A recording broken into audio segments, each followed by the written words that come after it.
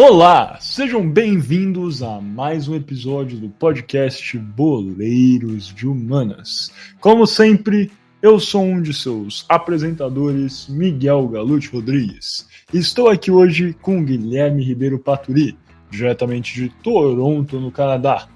Gui, como é que você está hoje nesse nosso 40º episódio do podcast Boleiros de Humanas? Alô, Miguel, bom dia, boa tarde, boa noite, caro ouvinte, seja lá de onde você nos estiver escutando nesse mundo mundial. Um prazer enorme estar aqui, Miguel, como sempre, entusiasmado pelo tópico de hoje. Triste que nosso querido publicitário Gabriel Franco não vai poder acompanhar ao vivo, mas pronto para mais essa, Miguel, pronto para mais essa. Perfeito, Gui, exato, muito bem lembrado. Infelizmente, hoje o Franco não vai comparecer nessa gravação presencialmente, ele vai fazer uma adição, sempre muito relevante ter o Franco aqui com a gente, mas ele não vai estar presente para a maior parte desse nosso episódio aqui. Acho que eu falei presencial, por mais que a gente grave telepresencialmente, mas enfim. Exato, ao vivo. É isso. Problemas de agenda. É ao vivo, é um problema de agenda, cara, mas tudo bem. Sempre é bom contar com o Franco aqui no Boleiros de Humanas. Hoje a gente tem um episódio muito bacana, muito diferente, né? Eu diria que é um episódio único, Gui. E eu queria perguntar para você, Gui, o que aconteceu no dia 30 de março de 1867, cara? Exatamente, Miguel. No dia 30 de março de 1867, o Alasca, o maior estado americano em termos de terra, de quilômetros quadrados, foi dos Estados Unidos, um jovem Estados Unidos do Império Russo, nesse exato dia. Exatamente, né? Igual o Gui já bem descreveu, foi a compra do Alasca, né? E a adição desse território, depois agora o maior estado norte-americano há 155 anos. Então esse episódio aqui a gente vai falar um pouquinho sobre a compra da Alasca, mas também vamos conversar sobre outros aspectos desse estado, passando pelos povos étnicos da região, e vamos conversar sobre um campeonato que não é tão conhecido, por isso que eu falei ainda mais único esse episódio. Vamos falar sobre as World Eskimo Indian Olympics, que é um evento, como o nome pode já dar um spoiler aí, é um evento anual, na verdade, que acontece em um período de 4 dias e traz aí diversos participantes de etnias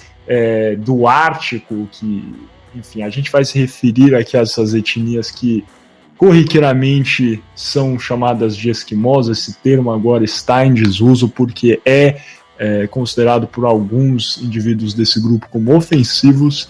A gente vai acabar se referindo a esses povos como Inuit, mas sabemos que mais do que os Inuit existem outros povos étnicos aí do Alasca e do Ártico, como os Inupiat, os Yupik e outros grupos que fazem parte aí do World Eskimo Indian Olympics, mas pela questão de concisão aqui, vamos acabar utilizando o termo Inuit porque é o maior grupo que compõe essa denominação maior de povos do Ártico.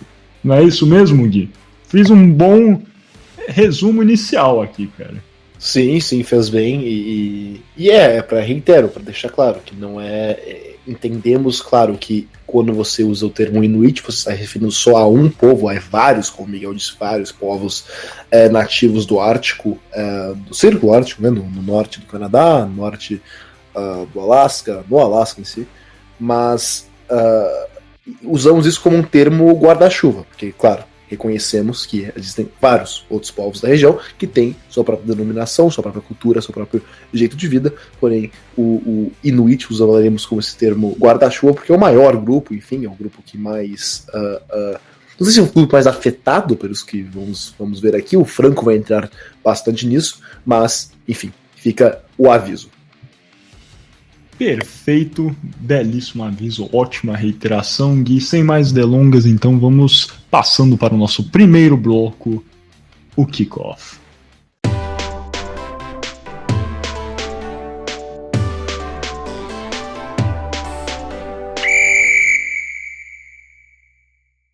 Dando início aqui então a mais um kickoff do nosso podcast Boleiros de Humanas. Lembrando sempre que o Boleiros de Humanas é um programa Podercast, a divisão de podcasts do jornal digital Poder 360. Gui, hoje você está aqui hoje no nosso kickoff para nos contar um pouquinho mais sobre como foi exatamente que ocorreu essa compra, né, do Alasca por parte dos Estados Unidos em face ao Império Russo no dia 30 de março de 1867, há 155 anos. Não foi, Gui? Como é que é? Conta essa história aí pra gente, cara. Vamos saber um pouquinho mais sobre a história do Alasca no geral e como que foi esse negócio. Exatamente, Miguel, porque como se disse, o Alasca foi comprado, não foi colonizado pelos britânicos nem pelos americanos, mas ele foi originalmente colonizado durante o século XVIII por caçadores de pele russos que atravessaram o Estreito de Bering e se estabeleceram no continente americano. Mas o Império Russo não oficialmente estabeleceu uma colônia no Alasca, e consequentemente a presença dos russos era bastante limitada no continente, estimando-se que só existiam cerca de 700 russos no Alasca, dominando e tendo que guarnecer esse território, que é maior que o estado do Amazonas, o maior estado brasileiro. O Alasca é simplesmente enorme. E essa situação, claro, de pouquíssimos russos para um território imenso, era insustentável com o avanço britânico para o oeste do que viria a ser o Canadá, e o avanço estadunidense também ao oeste, mas mais ao sul do continente, no país, Estados Unidos, como conhecemos hoje. E no século XIX, mais especificamente nos anos 1850, o Império Russo se encontrava em uma situação bastante delicada. Depois de sofrer uma cachapante derrota frente à Inglaterra e à França na Guerra da Crimeia, o Império estava bastante frágil e precisava urgentemente de capital. Mas não só isso, porque os russos viam que caso houvesse outro confronto com a Inglaterra, o que era considerado provável por causa da animosidade que existia entre os dois países, era muito claro para os russos que a Inglaterra poderia facilmente invadir e dominar o Alasca se suas tropas saíssem do Canadá em qualquer futura guerra. E a Rússia reconhecia também que ter o seu arquirrival à época, a Inglaterra, do lado, fazendo praticamente fronteira com a Rússia pelo Estreito de Bering, seria muito ruim para os interesses geopolíticos da Rússia. E não só isso, a Rússia reconhecia que tinha uma população muito pequena no Alasca, e caso se descobrisse ouro no Alasca, um gold rush, uma corrida pelo ouro poderia acontecer, e rapidamente os russos seriam a população russa, né, seria muito pequena frente aos milhares de mineradores americanos e britânicos que iriam ao Alasca, como fizeram na Califórnia e no oeste dos Estados Unidos durante a corrida do ouro naquela região. Então, reconhecendo que a situação estava ruim e não querendo também levar forçadamente imigrantes para o Alasca, o Império Russo resolveu que a melhor decisão era vender o Alasca, então, para evitar que perder o Alasca em uma guerra ou por não ter russos o suficiente na região. Então o imperador, ou czar russo, Alexandre II, ofereceu o Alasca aos Estados Unidos no final da década de 1850. Mas como a guerra civil era iminente nos Estados Unidos, com a questão de escravidão sendo o maior problema no país, Washington não se interessou naquele momento. E foi só após o fim da Guerra Civil, em 1865, que as tratativas foram renovadas. Em março de 1867, 2 anos depois do fim da Guerra Civil, o czar Alexandre II instruiu seus oficiais a tentarem retomar negociações com o secretário de Estado norte-americano William Seward. O secretário de Estado e o então presidente Andrew Johnson, que havia assumido a presidência após o assassinato de Abraham Lincoln, se interessaram em abrir conversas mais uma vez, acreditando que a compra do Alasca iria distrair a opinião pública, o que era considerado crucial pelo governo, porque tensões andavam altas nos Estados Unidos, principalmente no sul do país, que passava pelo período de reconstrução após a Guerra Civil. E surpreendentemente, porque isso é quase impensável em acontecer hoje em dia, negociações foram concluídas no fim do mesmo mês, depois de somente 30 dias de negociações, no dia 30 de março de 1867. Os Estados Unidos terminaram pagando 7,2 milhões de dólares pelo Alasca, isso equivale a 2 centavos por acre. Em valores atuais, seria cerca de 133 milhões de dólares. Algo muito pouco, inclusive vale menos do que o Neymar. E, bem, de maneira geral, a compra do Alasca foi bem recebida pela população americana, e muitos no país apoiaram a compra como maneira de agilizar a incorporação da Colômbia Britânica aos Estados Unidos. E para quem não sabe, a Colômbia Britânica é a província canadense onde fica Vancouver. Os americanos pensavam que, por ter o Alasca, seria uma questão de tempo até incorporar a Colômbia Britânica também aos Estados Unidos. Isso, claro, acabou não acontecendo, mas é bem interessante como os estadunidenses estavam de olho nessa província, no que seria um dia a província canadense. Mas eu queria discutir isso com você, Miguel, antes de terminar esse bloco, esse valor que realmente é muito baixo. Os Estados Unidos já recuperou isso, bem, várias vezes com impostos, com reservas de petróleo na região, com mineração na região, e claro, 2 centavos por acre é extremamente pouco. E, claro, um acre, claro, cerca de 4 mil quilômetros quadrados. E como eu falei jocosamente, Miguel, o Acre foi comprado por menos que o Neymar foi comprado pelo Paris Saint-Germain do Barcelona. Então, claro, foi uma bagatela, para usar esse coloquialismo. O que você acha?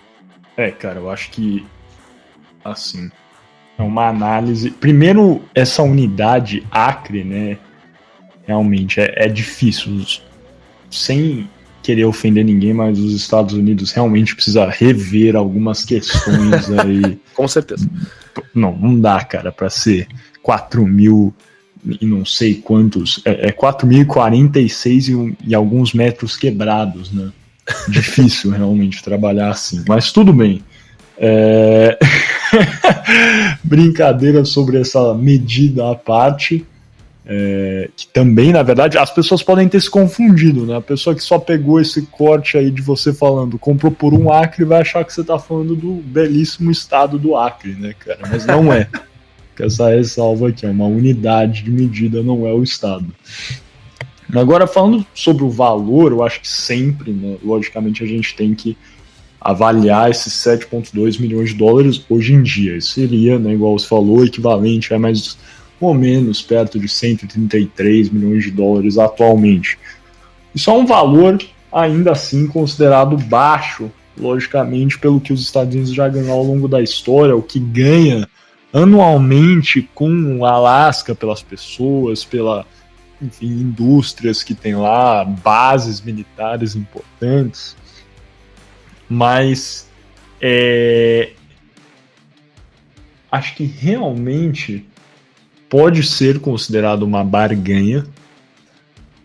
No entanto, existem custos relevantes para os Estados Unidos com o passar dos anos e lógico, acho que teria que se pensar o que seria a manutenção deste espaço para a Rússia naquele momento. Se você perguntasse para o Putin hoje em dia, por exemplo, imagino que ele diria que sim, gostaria de ter bases militares nessa região já na América do Norte, por exemplo, né? Incrível para a Rússia hoje em dia, por exemplo, e ter essa passagem, etc., seria aí realmente, efetivamente, o único país que estaria presente em não só 2, mas 3 continentes, né? Loucura isso. Mas a verdade é que eu não sei, acho que em 1867 essa venda pode parecer muito mais atrativa do que atualmente. E se a gente analisar essa venda com esses olhos, obviamente, revisionistas, acho que é natural pensar que os Estados Unidos saiu melhor. Igual os Estados Unidos saiu melhor na compra, né, dos estados da Louisiana, da França, por um valor semelhante, até na verdade. Mas realmente acho que é uma análise talvez um pouco mais complexa dessa questão e que realmente envolveria pensar também o que não vender o Alasca acarretaria para a Rússia naquele momento. Possível conflito com os Estados Unidos? Tensões? É possível. Difícil dizer o que teria acontecido se a Rússia não tivesse decidido vender o Alasca naquele momento. Exatamente. Antes de comentar, responder o que você disse, eu queria compartilhar algo que eu pesquisei outro dia sobre o que você mencionou, a compra da Louisiana, que era a Nova França, na América do Norte, que cidades americanas cujos nomes atualmente não vemos como nada franceses eram, na verdade, originalmente francesas. Claro, óbvio seria St. Louis, que é uma importante cidade no estado do Missouri, que na verdade seria Saint Louis, claro, foi uma cidade estabelecida por franceses. Outra seria Lafayette e Baton Rouge, também no sul. E uma que mais me surpreendeu, me gosta de surpreender também, Detroit, a cidade de Detroit, seria em francês, foi também estabelecida por franceses como Detroit. Então tem essa curiosidade. Caramba, Detroit é França. Caramba, essa aí realmente é. Aliás, faz sentido agora que você falou, é aquele tipo de coisa que você pensa, nossa, meu Deus, lógico. Exatamente, não é Detroit, é Detroit. Mas agora, só pra gente fechar aqui o nosso Tokyo Mevoi, nosso kickoff, perdão, que estamos nos alongando um pouco, eu concordo, eu acho que, claro, eu falei brincando que o Alasca valeu menos que o Neymar, mas, claro, na época era muito dinheiro e era os Estados Unidos estavam comprando o Alasca efetivamente cegamente, porque não sabia que existiam reservas de petróleo. Pensava-se que existia ouro, algo assim, mas não era confirmado. Então poderia ter sido talvez o pior acordo da história, mas acabou sendo um dos melhores. Os Estados Unidos saíram. Você sabe qual é o pior acordo da história, cara? O pior acordo da história? Quando a Holanda efetiva... Não é sobre isso o episódio, a gente pode entrar nesse ponto talvez mais a fundo em um próximo episódio do podcast Boleiros Humanas. Mas quando a Holanda efetivamente trocou a ilha de Manhattan pelo Suriname. Pô, você vai parar para pensar naquela época, o Suriname, o tamanho que tinha na América do Sul, me parece ser bem atrativo. Agora, se você for olhar hoje em dia e comparar, meu Deus, acho que nem chega perto, né? Enfim, não vamos entrar nas minúcias dessa negociação aí, porque senão a gente fica aqui nesse primeiro bloco pra... E tem várias dessas. Outra curiosidade para você, Miguel, é que Wall Street, em Nova York, talvez a rua financeira, ou talvez a rua mais famosa do mundo, certamente uma das mais famosas do mundo, tem esse nome porque os holandeses, quando colonizavam Nova York, colonizando Manhattan, quando eles começaram no sul de Manhattan, e construíram uma muralha no sul, ali, para denominar as fronteiras da sua colônia. E por isso que se chama Wall Street, porque é onde estava esta muralha. E agora, depois dessa outra curiosidade, só para concluir, exatamente, eu acho que você, olhando para trás na história, é fácil pensar que claramente um país se deu muito melhor que o outro, alguma negociação, negociação, algum acordo da geopolítica, mas, claro, na época a Rússia não pensou que saiu perdendo porque pensava que ia perder o território de qualquer maneira, seja para os ingleses, seja para os americanos de uma futura guerra, então para eles valeu muito a pena, e claro, seria difícil segurar o Alasca com tão poucos imigrantes, colonizadores, sem mandar mais pessoas para lá, e provavelmente teria que ser forçado, seria um processo bem traumático, difícil. Então, para a Rússia, à época, talvez tenha sido de fato a melhor opção vender o Alasca. E com isso, fechamos o nosso primeiro bloco, o kickoff. Passamos para agora o nosso segundo bloco do podcast Boleiros de Humanas, o Toco e Me Voe.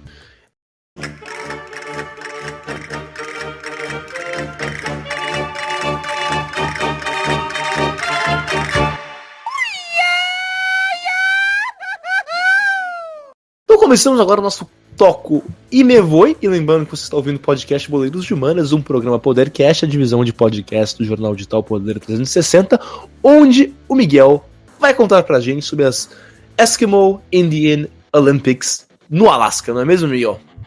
Exatamente, meu caro Gui.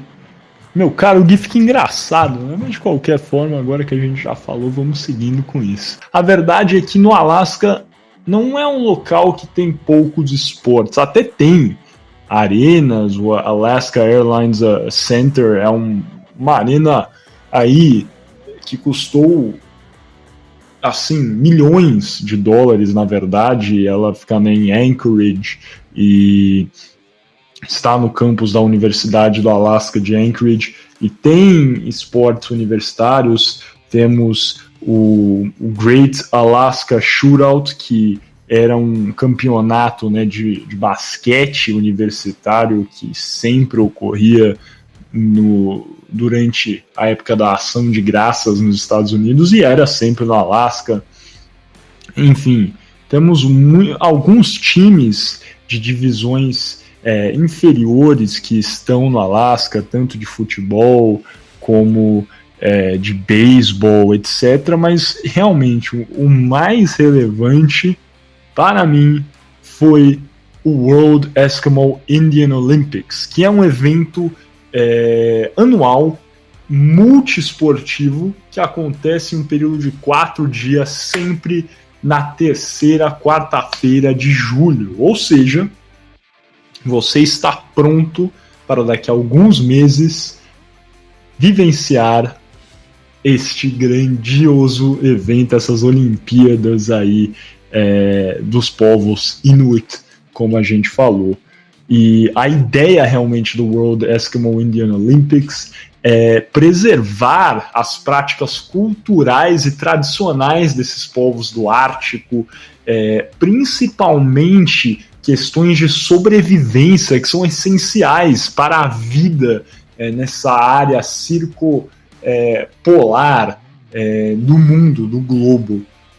E temos aí, acho que é relevante sempre falar que, como alguns outros jogos que nós temos ao redor do mundo, que estão ligados a questões tradicionais, étnicas, o World Eskimo Indian Olympics tem jogos e esportes que estão assim, fortemente enraizados em questões ancestrais, como, por exemplo, caça e outras técnicas de sobrevivência, e até mesmo danças e competições de contagem de histórias, por exemplo, que tem toda uma pegada de, além de ser uma competição de sobrevivência, de grande vigor físico, esportiva, também tem uma questão fortemente cultural, de preservação da cultura Inuit no geral. O WEIO, o World Eskimo Indian Olympics, acontece, como eu já falei, anualmente, sempre na cidade de Fairbanks, no Alasca. A cidade de Fairbanks é uma cidade que tem muitos esportes, vários times de divisões inferiores e outros eventos acontecem em Fairbanks, uma cidade que está uma região central do estado do Alasca, e o WEIO acontece desde o ano de 1961, exatamente. Infelizmente, o evento foi interrompido, foi cancelado em 2020 pela pandemia da Covid-19. No entanto, com a melhora da pandemia em 2021, tivemos aí a volta do World Eskimo Indian Olympics no dia 21 de julho de 2021, que foi realmente um grandioso evento, porque marcou o aniversário, né, de 60 anos desse grande evento cultural e esportivo. Como já mencionei, o World Eskimo Indian Olympics começou em 1961 às margens do rio Chena, na região dos subúrbios de Fairbanks, no Alasca. a ideia realmente era acontecer de forma concomitante com as celebrações dos Golden Days, ou os Dias de Ouro, que são como uma espécie de feriado cultural em Fairbanks, que está ligado realmente à história dessa cidade, fundada em 1901, e essa ideia aí do Gui, né, que o Gui já contou no kickoff, dos pioneiros do Alasca, de várias pessoas que foram ao Alasca buscando ouro ou Gold Rush, né? Então esses Golden Days estão realmente interligados a isso. É uma celebração à história da cidade de Fairbanks, e o World Eskimo Olympics é uma celebração realmente à história dos povos Inuit. Em 1970, os World Eskimo Indian Olympics receberam um aporte muito relevante de patrocínio do jornal do Alasca, The Tundra Times, e várias mudanças foram feitas para realmente tornar o evento mais atrativo, para levantar e conceder também melhorias aos jogos que tornariam as Olimpíadas não só um evento de celebração, mas também realmente algo mais direcionado para o público esportivo. Tivemos em 1970 os primeiros eventos no World Eskimo Indian Olympics direcionados ao público feminino, porque na primeira década do WEIO só tínhamos eventos realmente voltados para homens. E assim o WEIO foi ganhando tração e foi reorganizado em 1976 como uma organização não governamental, recebeu realmente aportes mais necessários para a organização de planos, preparações e toda a questão de marketing relacionada ao evento, que foi muito importante para a sobrevida e o ganho de tração do WIO. E depois de 4 décadas desse evento ser realizado em Fairbanks, os jogos foram realocados para Anchorage, uma cidade, né, obviamente, muito, muito mais populosa. A cidade mais populosa do Alasca, embora não seja a capital do Alasca, e ocorreu nessa relocação dos jogos para Anchorage em 2007. No entanto, após algumas edições do WIO em Anchorage, a verdade é que o espaço se tornou muito caro para a manutenção dos jogos e Fairbanks voltou a ser a casa permanente do WEIO para o futuro próximo. WEIO em 2018 passou por uma nova reestruturação, incluindo uma criação de uma nova identidade visual desenhada pelo artista Asanak Osikariakuk. Difícil pronunciar esses nomes, mas é um artista Yupik, que é uma etnia ártica, igual Inuit, por exemplo, e ele é na verdade, um integrante da banda Pamua, que é um grupo Yupik baseado, né, em Anchorage. E esse design foi escolhido realmente porque ele exemplifica as culturas da organização, ainda mais por ser desenhado por um artista Yupik. Ele está presente no site da WIO e nas redes sociais da competição também. Agora que a gente já tem um entendimento total aí, talvez, dessa história da competição, acho que vale a pena substanciar algumas das modalidades que nós temos nessa competição, né? E temos aí algumas competições, umas modalidades de o que seria uma espécie de cabo de guerra, chama Eskimo Stick Pole, ou seria uma espécie de cabo de guerra bem tradicional e um pouco mais rígido. Realmente é um cabo de guerra com uma tora de madeira.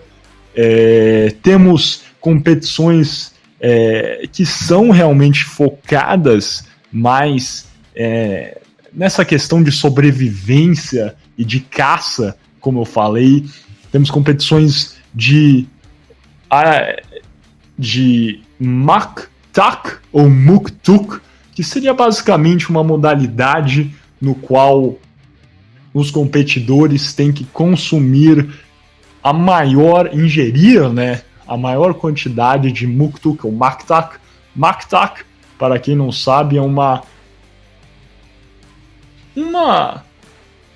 prato tradicional Inuit que consiste aí de...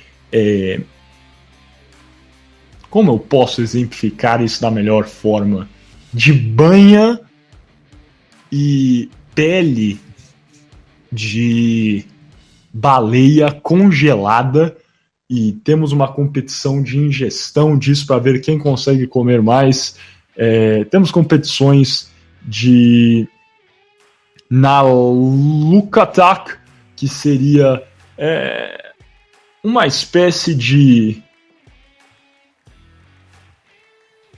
trampolim. Não é um trampolim, na verdade, porque os participantes têm de estender uma manta e jogar a pessoa que está pulando para cima. Então realmente é uma espécie de esporte coletivo. Temos um outro tradicional jogo Inuit conhecido como Ear Pull, que é realmente é exatamente o que o nome indica. 2 participantes colocam um barbante em cada uma de suas orelhas e puxam, né? Que é um esporte que é para testar aí a resistência do competidor à dor e também a sua força no geral.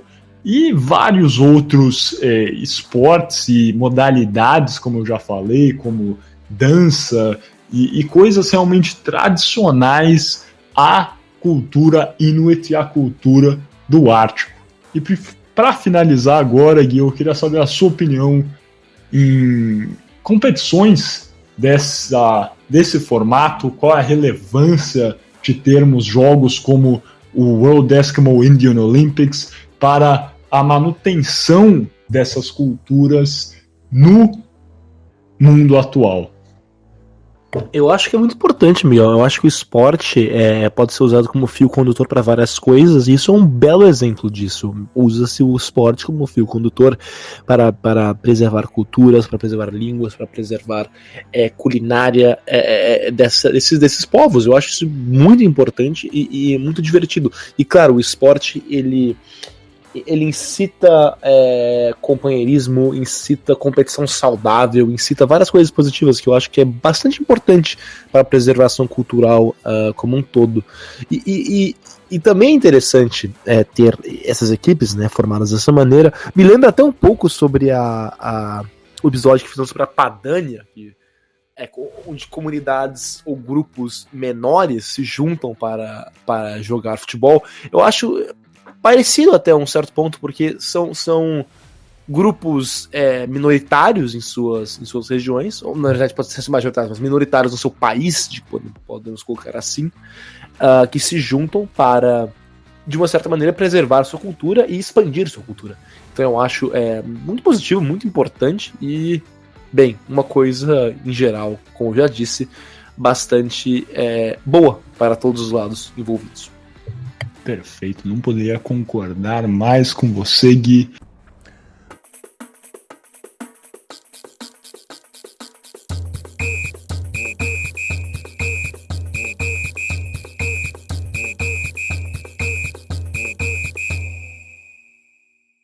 Muito bem, passamos então agora para o nosso arremate, onde o nosso querido publicitário Gabriel Franco vai contar um pouco mais pra gente sobre a questão dos nativos no Alasca e na região do Ártico. E de antemão já pedimos perdão pelo áudio, infelizmente tivemos alguns problemas técnicos e o áudio do nosso querido Gabriel Franco está um pouco esquisito, mas não se preocupem, na próxima vez já teremos resolvido esse pequeno problema técnico. Franco, é com você. Seja muito bem-vindo ao Arremate, onde eu, Gabriel Franco, levarei vocês para entender um pouquinho mais sobre como que é a questão dos nativos na região do Alasca, qual a origem deles e o que afetou toda a questão geopolítica que envolve Estados Unidos, que envolve Rússia, para a divisão desses povos e como eles se encontram hoje. Gostaria apenas de lembrar, antes de tudo, que você está ouvindo o podcast Poder de Humanas, um programa Podercast, que é a divisão de podcast do jornal digital Poder 360. Bom, vamos lá. É bem verdade que o Alasca é o maior estado norte-americano, com extensão territorial maior do que diversos estados no país. Falando em país, se o mesmo fosse um país, seria o 17º maior neste quesito no mundo.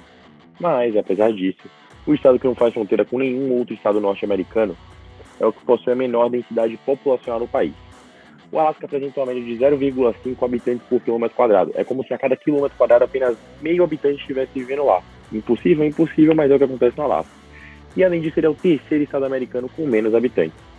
Estima-se que a população total do Alasca seja de 733.391 habitantes. E por conta dessa baixa densidade populacional, o estado apresenta um IDH altíssimo, visto que a gente aprendeu na escola também que quanto menor a população, mais fácil de você controlar como essas pessoas vivem.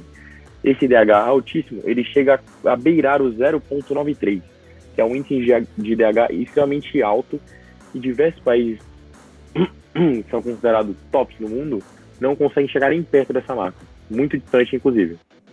Bom, mas é bem verdade que essa população inteira não possui sempre essa qualidade de vida, e também se trata de uma população de uma amostra muito viciada.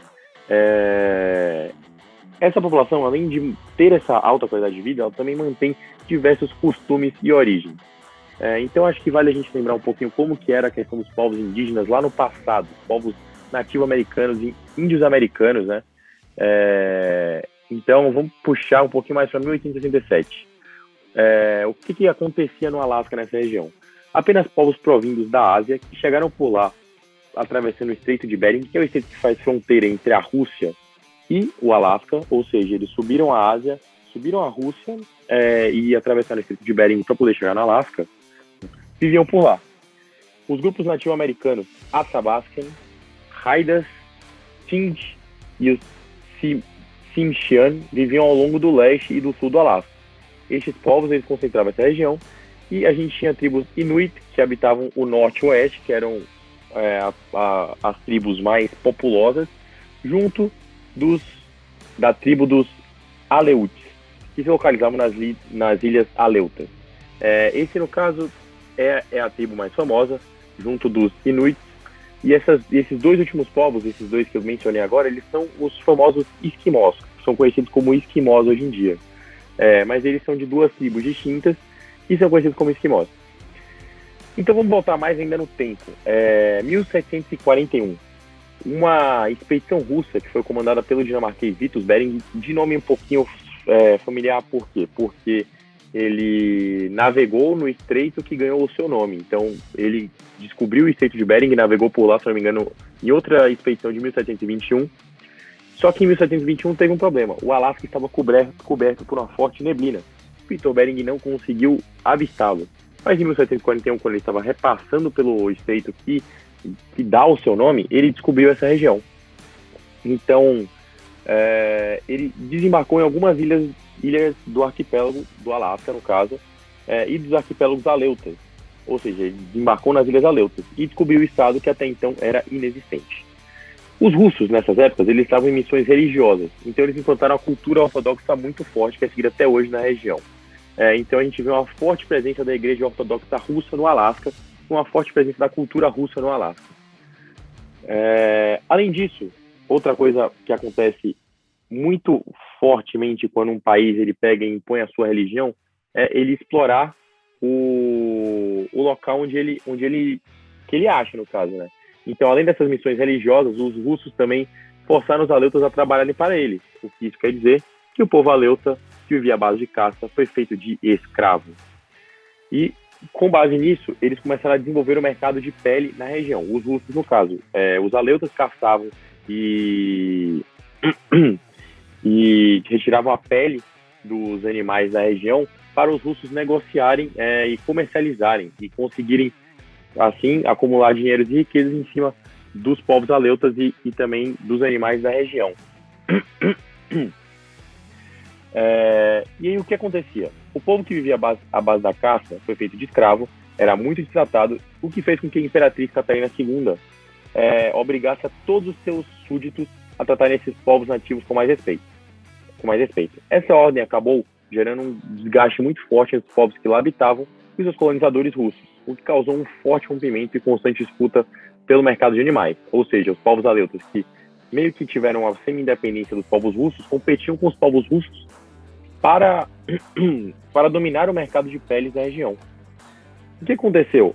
As caças elas foram aumentando cada vez mais e a população animal acabou quase que se extinguindo do território, o que também auxiliou na derrocada dos povos aleutas. Eles não foram completamente extintos, obviamente, mas cerca de 80% deles morreu, não apenas por conta da falta de animais, da falta de alimentos, mas também por conta de doenças vindas da Eurásia. Ou seja, os russos que vinham da Europa, eles traziam doenças que os povos aleutas não estavam acostumados na época. E eles acabavam morrendo em detrimento a isso, também em detrimento à baixa questão de alimentação, à baixa questão de animais na região. Eu acho que os povos aleutas, eles são os mais característicos, os mais clássicos, visto que eles são chamados de esquimós, né? Não só eles, mas também os inuits. Então, esses são todos os povos que já viveram no Alasca, os mais importantes e os que valem mais vocês decorarem. Bom, vamos lá. Tirando toda essa situação histórica, o que aconteceu? Essa situação acabou desgastando um pouquinho a relação entre os povos nativos europeus. Então a Rússia acabou se distanciando um pouquinho do Alasca. E o que aconteceu? Passaram-se alguns anos e aí, como já foi dito, os Estados Unidos comprou o estado do Alasca. E os Estados Unidos, muito curioso, obviamente, por que a Rússia explorou tanto esse estado, até outro dia inexistente, resolveu entrar a fundo lá. Era um ótimo ponto estratégico para eles, visto que é o ponto de entrada na Europa e também é um ponto que faz fronteira com o Canadá mais acima. Então eles estão numa zona bem estratégica, não só em relação aos vizinhos russos, né? Na época ainda não tinha toda a questão Estados Unidos-Rússia, mas também questão da Europa, que é muito importante eles estarem nessa região, porque é um ponto de fácil acesso à Europa. Principalmente por conta do Estreito de Bering. Então, mas o que aconteceu? Os Estados Unidos queria cada vez mais entrar no território do Alasca. A gente vê isso, visto que a densidade demográfica com mais de 733 mil habitantes, obviamente não é feita somente de esquimós, obviamente tem muita cultura russa, muita influência russa, mas a gente vê que esse DH altíssimo de cerca de 0,5 habitantes por quilômetro quadrado não é composto apenas pelos povos nativos da região, e sim uma mistura muito grande com americanos que também entraram lá por conta da estratégia desse ponto. Então o que aconteceu? Os Estados Unidos eles queriam valorizar os indígenas, os povos nativos americanos, no caso, desculpa o termo errado, que habitavam na região. Então eles aprovaram a lei de liquidação de reivindicação dos nativos do Alasca. O que é essa lei? Essa lei ela parece ser uma lei que beneficia totalmente os nativos da região, mas na verdade essa determinação faz com que os Estados Unidos entre cada vez mais dentro desse território e consiga se aproximar mais dos nativos americanos. Eles liberam várias medidas dentro dessas leis, dentro de normas que eles autorizaram para o Alasca, além de colocar o Alasca como um dos estados vigentes do país norte-americano. Eles liberam caça de alguns tipos de animais certos no local. Eles também liberam com que eles mantenham as culturas, não implantam nenhum tipo de cultura religiosa norte-americana, eles mantêm as igrejas ortodoxas por lá. Mas o que acontece? Eles cada vez mais entram no estado. Então a gente tem uma forte presença norte-americana misturada com a forte presença russa. E também misturada com esses diversos povos indígenas que já habitavam a região. a gente vê que realmente existe um grande padrão de povos indígenas por lá e até esses povos indígenas que provêm da Eurásia. Mas com todo esse panorama que eu dei, gostaria que vocês entendessem também que tem muita influência russa, não só em questões religiosas, mas também em questões de população, mas também tem muita questão norte-americana, muita influência norte-americana hoje em dia lá no Alasca. Então, esse é assim o arremate. Gostaria de agradecer a todos que dedicaram um pouquinho do seu tempo a escutar um pouquinho sobre a história dos povos nativos na região e como que foi a questão da colonização do Alasca. Não só junto à Rússia, não só junto ao Estado norte-americano, mas muito mais em relação a como que essa colonização afetou os povos nativos da região. Caso vocês continuem com dúvidas, por favor, pesquisem, se informem cada vez mais, porque eu só dei aqui a pequena ponta do iceberg do que realmente é toda a questão da colonização dos povos indígenas nativos da região. Um grande abraço e muito obrigado. E acho que para essa nossa primeira parte do podcast Boleiros de Humanas, vamos fechar, convidar vocês a, se estiverem ouvindo no YouTube, só deixar o vídeo rolar, que a gente vai ter assim a nossa segunda parte aqui com o nosso shootout, que é aquele rápido jogo de perguntas e respostas sobre os temas debatidos, e as nossas alternadas, que é o nosso debate sobre o que a gente conversou hoje, daqui a pouquinho. Se vocês estão ouvindo em serviços de streaming, Spotify, Amazon Music, etc., só clicar em cima, embaixo ou do lado para ouvir a nossa segunda parte. Até daqui a pouquinho.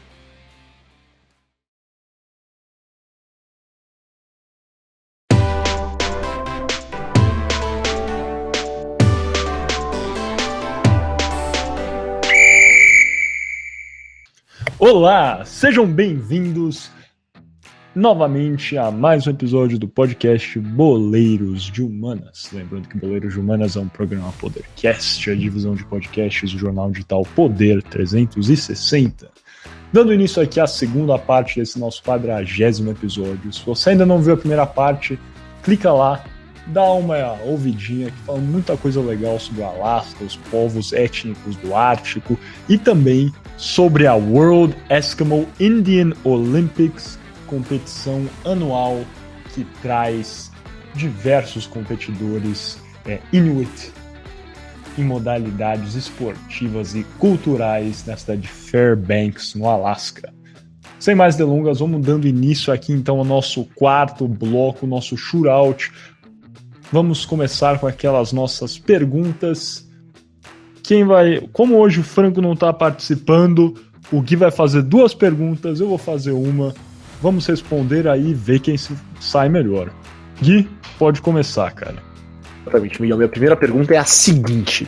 O Alasca é o estado americano que também abriga a cidade mais ao norte das Américas. Qual é essa cidade? Seria ela Barrow, Alaska, Yellowknife, Alaska, Whitehorse, Alaska ou Wainwright, Alaska? Qual é a sua resposta, meu caro? Cara, essa pergunta geográfica foi doída, igual alguns amigos meus de Minas Gerais diriam. Nossa.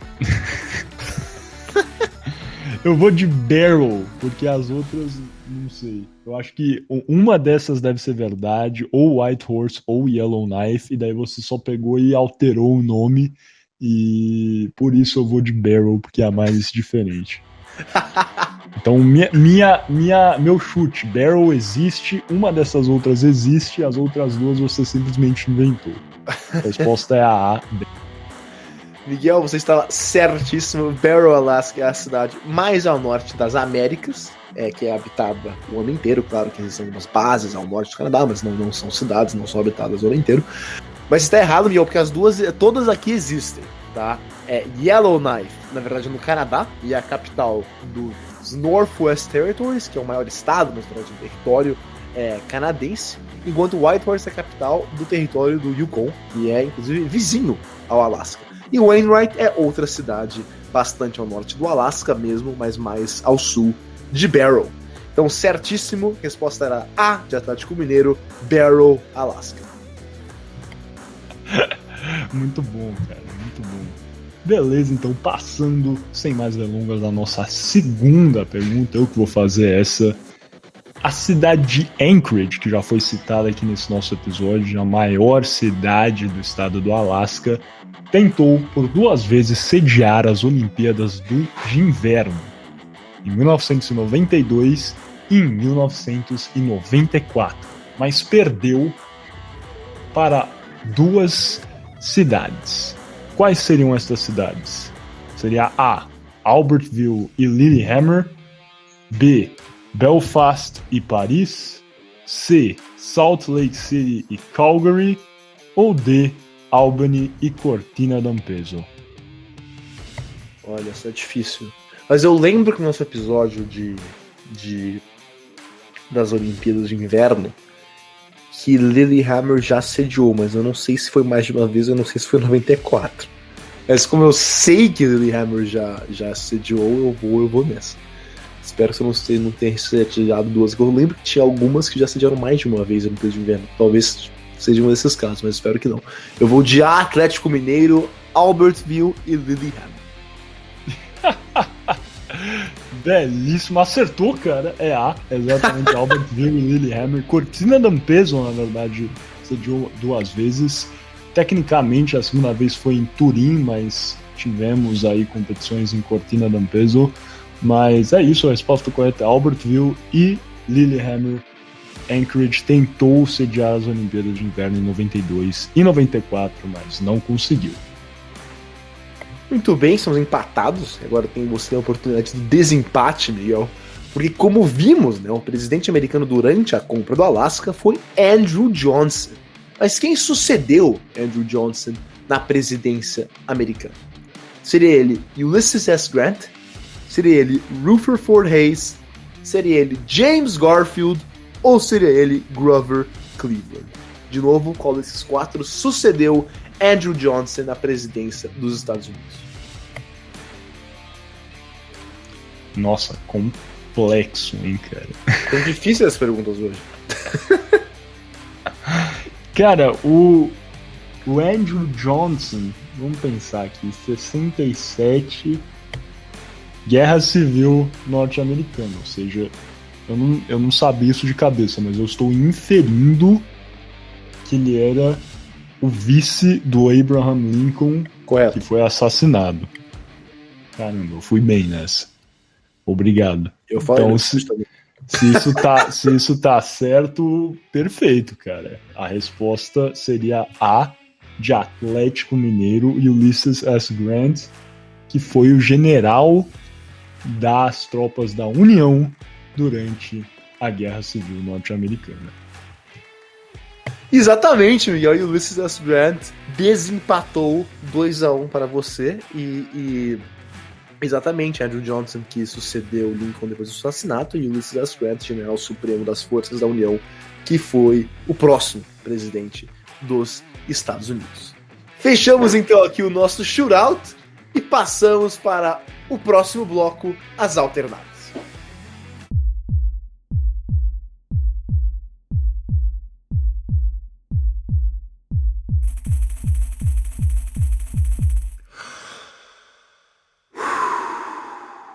Muito bem, começando agora nossas alternadas. Lembrando que você está ouvindo o podcast Boleiros de Humanas, o programa Podercast, a divisão de podcasts do Jornal Digital Poder 360. E sim, hoje eu farei a pergunta. Isso é algo realmente diferente. E minha pergunta é a seguinte, Miguel, tem a ver com não só os povos do Ártico, nativos do Ártico, mas com os do Brasil, porque no Canadá, no último ano e meio, tivemos reverberações muito grandes, porque se descobriu que nas escolas residenciais indígenas, que forçaram milhares de crianças indígenas a serem educadas por escolas da Igreja Católica, com o objetivo, à época, de, isso é o que disse o ministro para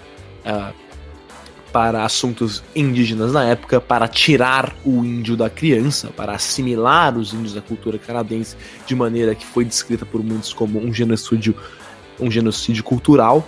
Já se sabia que havia bastante abuso às crianças nos colégios, elas eram muito maltratadas, mas durante o verão de 2021 foram descobertas novas tecnologias valas comuns perto de várias dessas escolas residenciais, com centenas de cadáveres de crianças que foram mortas durante esse sistema do governo federal canadense. Agora, e isso, não milhares, mas centenas de crianças dos povos árticos foram afetadas, e isso criou, claro, como eu disse, muitas reverberações no país. Agora, tendo esse contexto em mente, no Brasil não tivemos algo similar, mas tivemos também um genocídio, talvez não de propósito, mas vimos a morte de centenas de milhares de indígenas durante os anos, não da colonização portuguesa, digo da República Federativa do Brasil, de fato pós-independência. Então, a pergunta é a seguinte, Miguel. Tendo em vista o que conversamos hoje, do caso canadense, das Olimpíadas, World Olympics, Eskimo Indian Olympics, você acha que o Estado brasileiro deve reparações aos povos nativos do Brasil, primeiro, e segundo, se você acredita que o Estado deveria promover algo parecido com o World Eskimo Indian Olympics no Brasil? Muito boa a sua pergunta, Gui. Eu acho que, cara, a começar, né, eu acho que o governo brasileiro em alguns pontos já deu certo apoio a isso, né? Eu lembro dos Jogos dos Povos Indígenas, que acontecia de forma bianual, né, o primeiro em 1996 em Goiânia. Infelizmente não tivemos em 2021 por causa da pandemia e, enfim, temos outras competições que têm delegações brasileiras que recebem apoio governamental, Secretaria do Esporte, como por exemplo os Jogos Mundiais dos Povos Indígenas, que eu acho que é extremamente relevante, né? Acho que de antemão é importante frisar isso, essas celebrações dessas culturas são necessárias, importantes e merecem sim a atenção de todos, acho que certamente do governo, e cada vez mais, né, eu espero que com a atenção estatal essas celebrações consigam trazer mais a intenção do público privado para essas competições e possivelmente aportes financeiros aí também muito necessários para estes jogos. Agora mais para a sua pergunta, Gui, realmente conhecer a pouco talvez dessa situação que você descreveu do Canadá, mais por cima que eu li, confesso, na verdade, depois, mas uma barbaridade, acho que é necessário falar isso de antemão. E coisas semelhantes, obviamente, aconteceram no Brasil. Na época do Brasil colônia, nem se fala muito do que aconteceu aqui. Acho que período traumático, com certeza, de expurgo, realmente.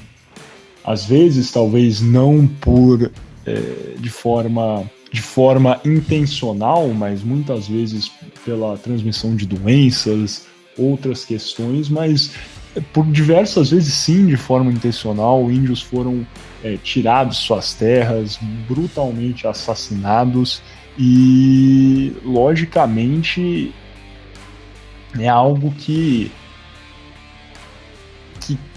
causa uma rusga, né? Essa questão de dívida histórica é muito complexa, muitos brasileiros são aversos a isso, mas na minha opinião existe sim uma certa dívida histórica com os povos indígenas do Brasil. Logicamente, se a gente for parar para pensar de forma racional, os povos indígenas são realmente os primeiros habitantes dessa terra aqui que nós todos temos o grande prazer de chamar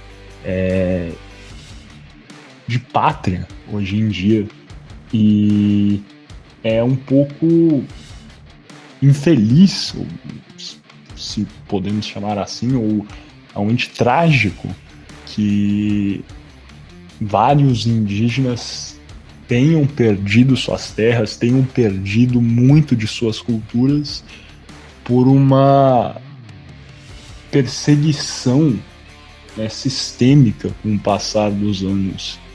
Eu acho que a gente tem o dever realmente de celebrar essas culturas, de permitir que elas tenham cada vez mais um amparo para existirem ou de forma integrada ao restante da sociedade brasileira, ou aquelas tribos mais distantes que continuem existindo dessa forma, isoladas, mas cabe à nossa sociedade um momento o respeito. É difícil realmente ter uma reparação completa pelo que aconteceu, logicamente, mas a gente tem que tomar todas as medidas necessárias para que o máximo seja feito para conseguir a reparação dos atos passados.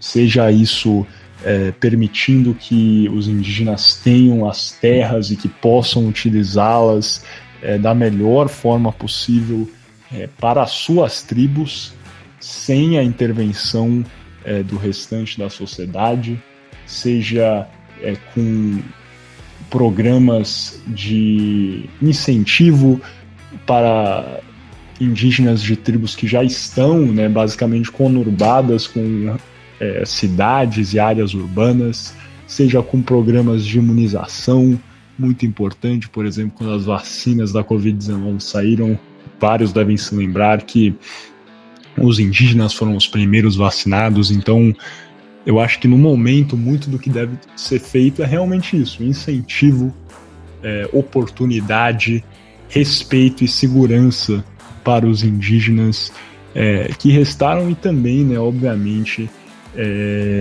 os seus parentes, né, os seus, enfim, por mais que talvez não estejam, né, realmente eu acho que é difícil para algumas pessoas visualizarem, e para mim também, até de certa forma, eu não estou querendo passar aqui de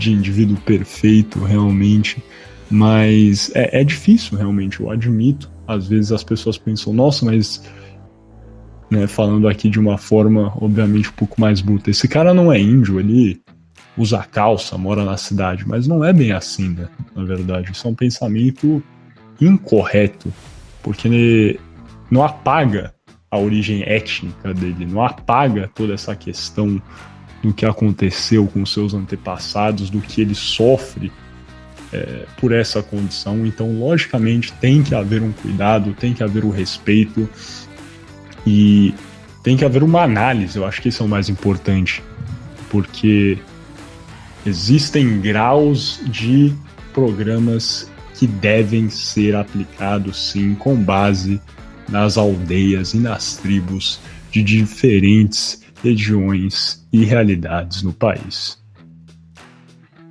Basicamente isso, Gui. O que você acha, cara?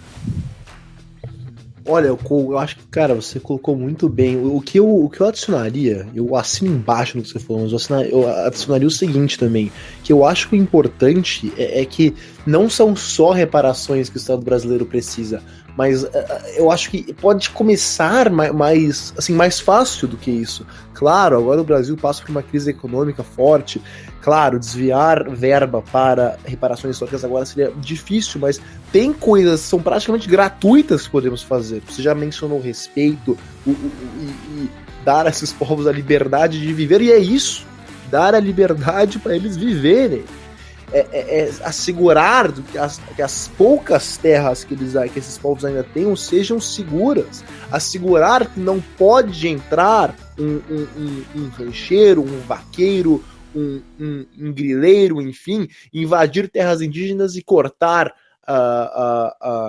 as árvores enfim, a mata da região para expandir a fronteira agrícola e para ter pasto para gado, para garantir que essas comunidades indígenas não são atacadas e que os indígenas não sejam mortos por invasões, de novo, dessas pessoas que eu já mencionei. Enfim, parar de tentar tirar o pouco que esses povos ainda têm já seria um bom começo. acho que é isso mesmo, Gui. Concordo com o seu racional.